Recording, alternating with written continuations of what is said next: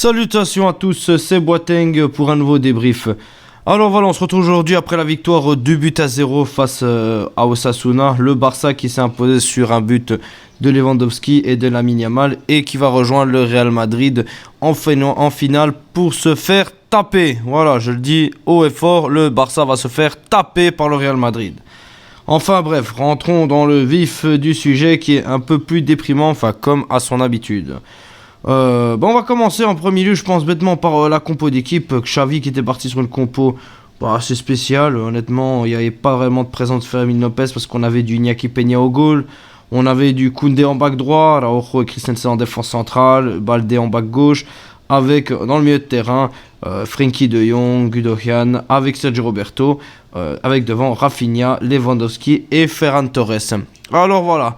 Le Barça qui s'est imposé 2-0 comme je l'ai dit face à Osasuna avec une première mi-temps totalement dégueulasse. Franchement une première mi-temps pitoyable. On a vraiment vu la continuité dans laquelle le Barça s'expose de jour en jour dans les réelles difficultés où on sent qu'on est un Barça fébrile, on sent qu'on a du mal à rivaliser avec bêtement une équipe comme Osasuna et ça c'est très très problématique honnêtement parce que face à un Real Madrid qui, eux, ne laisseront aucune chance en phase de contre-attaque et seront très percutants sur les phases offensives où ils ne gâcheront rien, on va se faire tuer. Mais vraiment, on va se faire tuer. Franchement, après le match qu'on a fait aujourd'hui, j'aurais aimé qu'on se fasse éliminer. Mais après, il y a quand même eu du positif parce que réellement, donc en première mi-temps, il y a eu beaucoup de ratés de la part de Lewandowski. Lewandowski carrément sur un face-à-face avec une bonne passe de Sergio Roberto qui force son face-à-face. À un moment, il y a une belle reprise de volée qui arrive sur le gardien avec un super barré. Il y a une reprise de volée de Christensen surtout. Mais on a une tête de Lewandowski complètement à côté et c'est là qu'on voit que Lewandowski il y a un sérieux problème. Même s'il a marqué aujourd'hui, c'est clair, mais défensivement, il se fait tenir très facilement par les défenseurs adverses. Ils trouvent la solution anti-Lewandowski, où c'est assez facile pour eux de contenir un joueur comme Lewandowski. Certes, il marque aujourd'hui, mais sur combien d'occasions ? C'est ça réellement la réelle question. Et ça a été très très problématique, honnêtement, de mon point de vue, je trouve, pour Lewandowski. On est toujours dans la même continuité. Après, il marque. C'est ce qu'on demande des grands joueurs, c'est de marquer dans les moments opportuns. Et il a pu le faire sur une passe de Gundogan en seconde mi-temps. Mais pour revenir un peu plus sur l'équipe au niveau global, autant Iñaki Peña a fait 2-3 beaux arrêts honnêtement, où vraiment il nous sauve bien, surtout en fin de rencontre, où la défense, comme d'habitude, a été très fébrile, où tu as un joueur d'Osasuna qui dribble 1, 2, 3 hommes, puis qui après arrive devant Iñaki Peña qui tire pour la pleine lucarne, mais Iñaki Peña qui va chercher la balle. Donc ça, au moins, c'était rassurant à ce niveau-là. Mais c'est très, très, très compliqué de se dire comment ça se fait que la défense est descendue aussi bas. Vraiment, tant dans le niveau proposé, parce qu'autant l'année passée, c'était notre force, mais cette année, c'est une catastrophe. On est d'une fébrilité. La moindre contre-attaque, tu es en panique. La moindre phase offensive de l'équipe adverse, et c'est vraiment toutes les équipes adverses, on n'est pas bien. Tu sens qu'ils peuvent marquer, ce qu'on n'a jamais connu avant avec le Barça. Et là, ça devient compliqué. Oui, contre les gros clubs, tu savais que tu pouvais encaisser. Mais là, même une bête équipe comme Osasuna, contre Almeria ou autre, enfin, on va où ? Vraiment, on va où ? Et même, moi, ce qui vraiment m'inquiète, c'est Araujo qui a toujours été la valeur sûre de notre club. Même lui, s'est fait balader aujourd'hui. Il fait des belles petites intentions par-ci par-là, voilà, qui sont dignes de son niveau.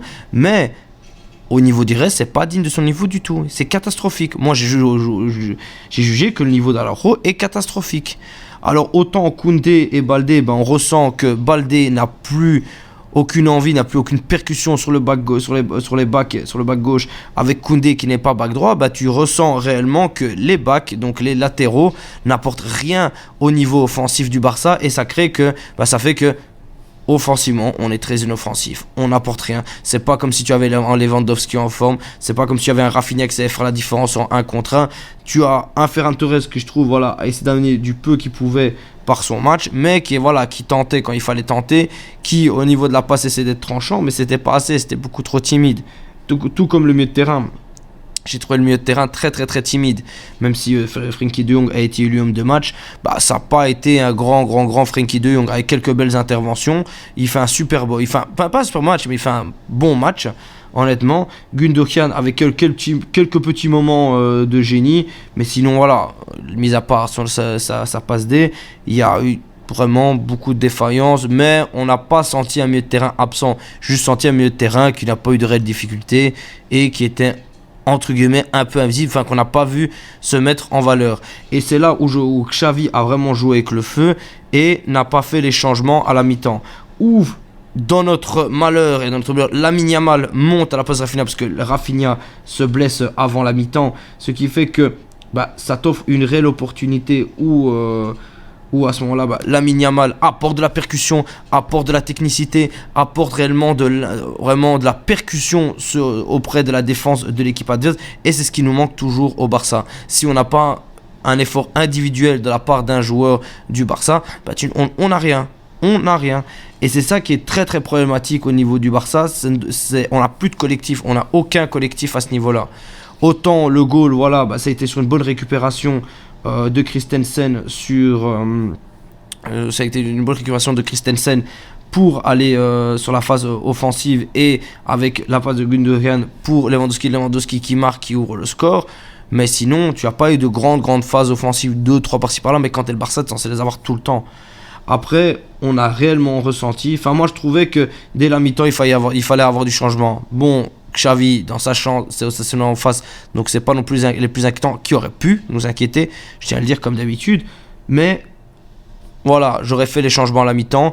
On n'a pas eu du Vitor Roque qui est monté, c'est très très problématique, mais on a de la chance, c'est que les changements dont Pedri et Joao Félix ont fait la différence. Vraiment, ils ont fait la différence dans le sens que tu vois, dès que Pedri et Joao Félix sont montés, tu as senti du calme, tu as senti de la maîtrise. Vraiment, c'est les remplaçants qui ont fait le match. Autant Lamine Yamal, Pedri et Joao Félix, ils ont fait leur match, et c'est eux qui ont permis réellement de pouvoir être plus calme dans le jeu, de pouvoir avoir plus de sérénité, plus d'impact aussi. Surtout Joao Félix, il fait une montée, mais de feu, honnêtement. Il fait une montée de feu.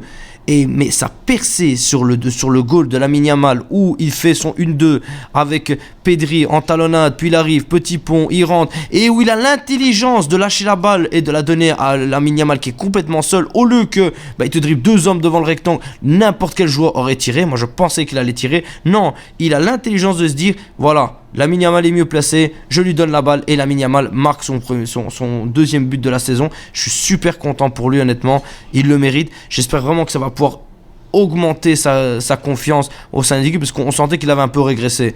Autant le début de saison était monté en flèche, mais dès qu'il y a eu, on va dire, toutes ces histoires entre le Maroc et l'Espagne, et autant qu'il brille avec l'Espagne, avec une équipe très très fébrile du Barça, on sentait que son niveau avait un peu régressé. Mais là, ça a été un super Lamine Yamal aujourd'hui, qui a fait ses petites erreurs, mais qui a énormément pris d'initiative, qui a énormément percuté, tant sur une super passe qu'il fait à Lewandowski, où Lewandowski arrive entre guillemets en face à face avec un défenseur Osasuna qui le suit et qui malheureusement il ne peut pas concrétiser l'action. Mais on a vraiment vu de l'abnégation et une prise d'initiative de la part de Lamine Yamal, et c'est ça réellement que le Barça a besoin. Il n'y a pas de prise d'initiative de la part de beaucoup de joueurs, il n'y a pas de phase collective, à part faire descendre des ballons en profondeur. On n'a pas eu grand chose qui nous a été mis sous la dent. Mais voilà, espérons réellement que vraiment cette seconde mi-temps et surtout la montée de Pedri et Joao Félix servent de leçon pour le Barça, permettent une réelle avancée au niveau de la confiance du Barça.